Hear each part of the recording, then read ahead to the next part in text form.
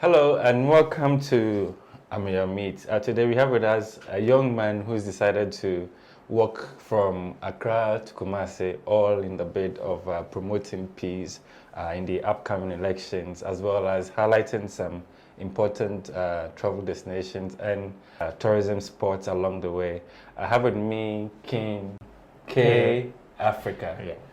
Nice. Welcome to Ameyaw TV. Thank you very much. It's a privilege. Great. So what made you decide to embark on this project? I think the ambience that circulated around me while growing up, I grew up in La, so you would understand. No, I don't. Tell me about La. The aggression, whenever the elections are cropping up, you know, people in NDC, people in MPP, same friends who meet under a shared play cards and all sort of games. But then when the elections are coming up, then you see the clash, the tension between the two. So I decided that as a filmmaker, instead of doing commercials on TV or radio, putting it out there, it gets to the people, but then you realize that calling somebody to talk to, the person would understand. But going to the person to knock on their door and say, I have something which will benefit you and myself, sinks in more. So then I decided to do this road trip so I could interact with these people personally. And I know it will sink in for them. So that's one of the major reasons, yeah. Great. So when did it start and at what point did you start from? It started on the 31st of October. And not only the walking, but then the significance, the impact I wanted it to create. So I started from Independence Square, precisely in front of the Black Star Arc. And from there all the way to Manhyia Palace. And the Black Star Arc, because that's where independence, we celebrate our independence, and the whole black thing comes to play. And then Manhyia Palace, because Otumfuo drums home peace. The president's visiting me, and then he also talks about it. So ending it in his land with him will sink in for everybody in the country. Yeah. Great. So we've seen your starting and your finish point, but in between, which were other places you made stops at? Because I'm guessing from Accra to Kumasi, it's quite a long walk. I know, right? 248 kilometers, 51 hours, and I think I was averaging 30 kilometers per day. And I was doing not less than 6 to 7 hours of walking time non-stop. So on the first day, you know, with the tension and everything, so I made a stop in the night around 4 at Amasamai. And mostly when I stop at a particular town, because of the interaction with people, I allocated 4 hours of walking time and then 4 hours, 30 minutes of interaction. But then everything changed on the way. You end up talking to people and then they begin to tell you their problems in the constituency. So you have to spend more time with them. And also once I get to every major town, I have to report myself to the nearest police station for them to aware, because we sent a letter to headquarters. So if there is any assistance in terms of armed robbery, attacks, then they can come to our aid. So I stopped at Amasamai the first day. I think I averaged 22.3 kilometers the first day. But the second day, I made it to Nsawam, and then I continued from Nsawam to Suhum, which I did 35.6 kilometers. And then from there, from Suhum, I did to Apeja. From Apeja to Bonsu, Lindador, I made a stop there. Now, people were thinking that the pace at which I was moving was so fast. So they were doubting even if I was walking or I was jumping into a car or a pragya or anything that was cutting the journey short. So I then decided to slow the pace. You know, the Ghanaian mentality in quote. You buy something cheap, it's not original. You buy it expensive, it's original. So let me slow down the pace for people to understand. And at every point in time, I was doing a live video on my Facebook page for people to be a part of the whole journey. So when I got to Lindador, I made a stop, and then from Lindador I made it all the way to Nkoko, and then from Nkoko to Konongo, from Konongo to Ejiso, from Ejiso finally to Kumasi. That's interesting. I like the fact that at some point you mentioned that you were speaking with the police and so you report, but in terms of security, how was it all together? I mean, were you traveling alone? Were you with a team? And what else went in for security? So we were with one medical personnel, one driver, one private security personnel, and then one tourist lady who mapped out all the tourist sites we'll be visiting. But then it boils down to the challenge. The first day when we moved from Independence Square, before we got to Pokwase, our car got damaged. So the medical personnel and the tourist lady had to return, including the driver, with the car. So I was left with myself and then the camera guy, who served as the DP, directing all the shots. So then again, I was calling for reinforcements. But then on a second thought, I'm like, okay, you're drumming home peace and you're working with a bodyguard, I should say. So what's the peace in this whole thing? Now, if I am able to make it all the way from Amasaman to Kumasi without any security guard, without any police patrol, then it means people should begin to understand the kind of peace we are enjoying and not to think or do contrary to that. So I decided not to go with any security personnel from that point. So all the way, no security. I just report at the police station, Amasaman police station, Sawan police station, take pictures with the police officers, the commander. And I tell them, they're like, okay, we got your letter from headquarters, but what do you need? I said, I don't need anything. In case anything happens to me, that's when I will phone in, but I hope nothing happens. And nothing really happened. So you had places you would stop and stay and then continue. Cool, and then you would charge your equipment. I was going to ask you how charge. But physically, what did you have to do to sort of prepare you for this journey? So when I had the idea 2 months earlier, I'm not an athlete. Maybe in JHS or primary school. That was when I was doing football or long jump or something. But since then, never. So when I had the idea, I'm like, okay, I need to train myself. But you know, filmmaker, doing editing, graphics, animation, and all that, you wouldn't even have much time to go on the road.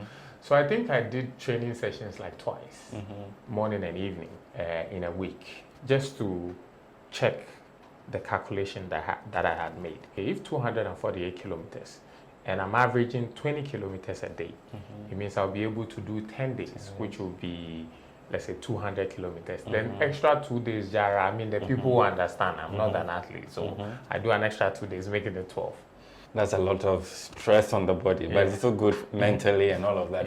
And you did mention that you would interact with the people. What were some of the conversations you prepared to have, and what were some of the new ones that you saw you emerged discussing with these people? So the whole message was to drum home peace, for them to observe peace during and after the elections. But then when you get to the place and you meet the people, then, I mean, doing analysis, when they speak, you begin to understand their orientation and the direction they are coming from. So everything changes.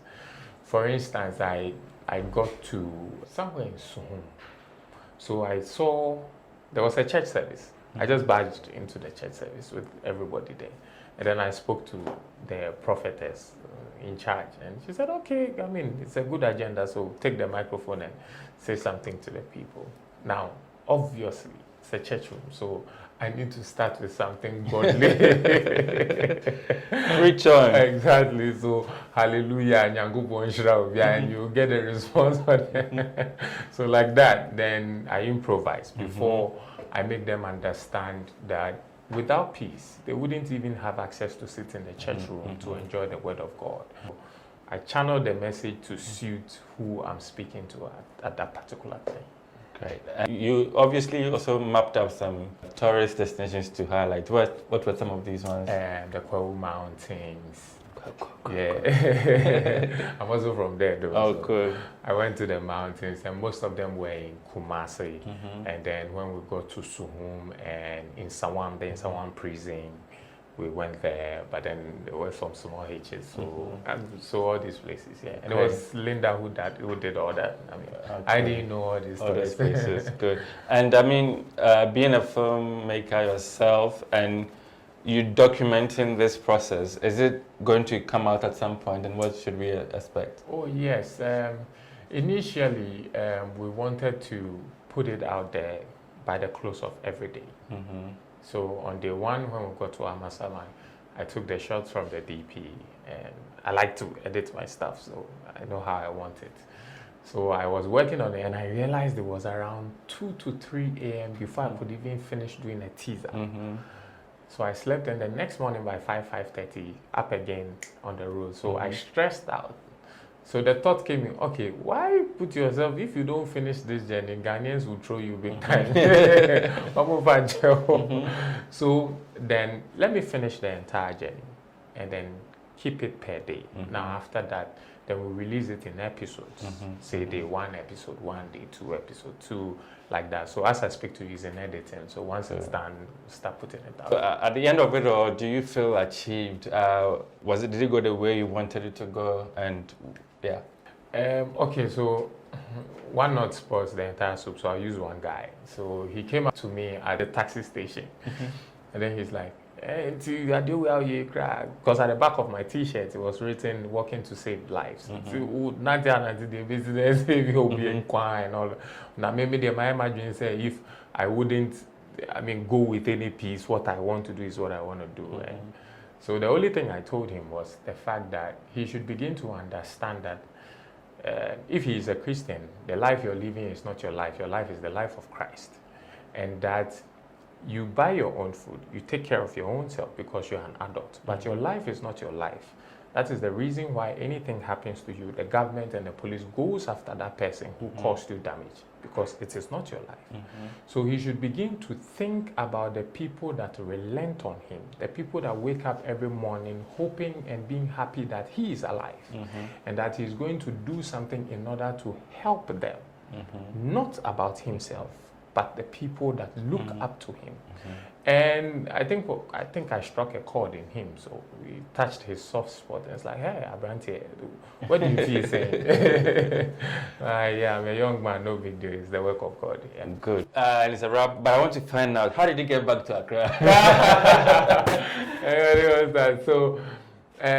So I got friends who supported the whole agenda. Funny enough, it wasn't supported by any corporate stakeholder company, but then friends who supported. So some booked me a flight with my DP to come back, but I'm like, no, I'm not sitting in that plane. I just want to go back that road again and take a look at it and see the distance I walked. So I used a bus returning back and looking at the distance. And funny enough, God is so amazing. From day one that I started the journey, I never felt any pain. It never rained. The day I touched down in Kumasi, my feet began to swell. I began to feel pain in my shoulders and my ribs, like pain all over. And in the bus and watching the road, and I couldn't believe myself walking this distance, because from Suhum to Lindado is an entire bush. And looking at the bush alone with just cars passing, I'm like, whoa, I did this. Okay. Now I could do anything. In fact, I could even walk from Ghana to America. I was about to ask you what next. Anyway, it's been amazing sharing this exciting journey you went on with the viewers, and we wish you all the very best. We'll be keeping an eye out. So let them know where they can find the weekly, daily episodes. Okay. So they can find it on Facebook at Kincaid Africa. And then also YouTube, my YouTube channel at Kincaid Africa. Also, I post on Instagram and Twitter, all at Kincaid Africa. Thank you very much. It's a wrap.